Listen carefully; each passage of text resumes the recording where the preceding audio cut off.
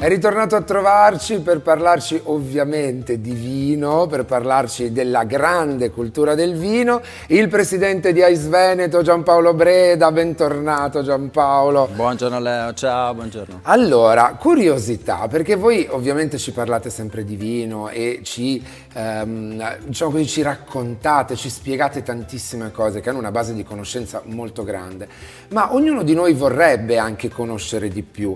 Allora, voi in Ais avete un sacco di proposte, ma sotto forma di che cosa? Perché effettivamente la gente cerca sempre di più lo smart, no? Sempre più la velocità nell'avere domanda e risposta. Sì, beh, effettivamente noi trasferiamo quello che è quel concetto culturale all'interno del calice, ma abbiamo anche tanta carta, tanta cultura che si può leggere, che si può consultare, e abbiamo un ambiente bellissimo che si chiama Vinezia, fatto di un'attività redazionale con una rivista. Il socio la riceve, ne riceve un paio di numeri per ogni anno. Abbiamo un carnet di viaggio che ti permette di scoprire degli itinerari, delle ricette con delle bellissime foto. Il Vinezia Tasting è proprio il banco d'assaggio più importante, l'evento più importante di Ais Veneto.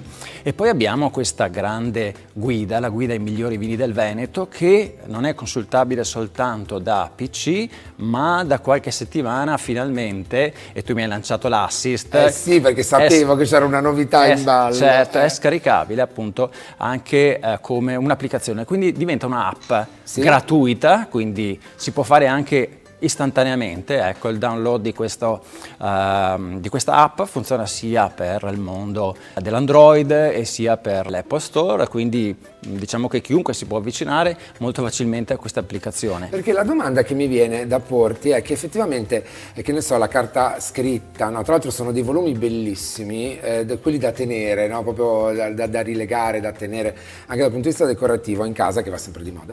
Ma il linguaggio è facile? Cioè, anche per me, per esempio, profano, è comprensibile in tutto questo? Allora, è assolutamente comprensibile perché le applicazioni sono immediate, parlano quel linguaggio molto veloce, dinamico, tant'è che se tu stai viaggiando, ti trovi in qualche provincia, anche in giro per il Veneto, ti incuriosisce un vino, un'azienda, vuoi conoscere una realtà così particolare, ci clicchi sopra e si collega addirittura l'app in un'area geolocalizzata in cui puoi andare direttamente alla cantina con il collegamento a quello che può essere la mappa del tuo telefonino. E poi è comoda questa cosa, pensate quando andate nei ristoranti, no? Magari siete in viaggio, andate a vedere, di solito i viaggi sono vado a vedere un monumento e il ristorante a fianco, perché si costruisce sempre così.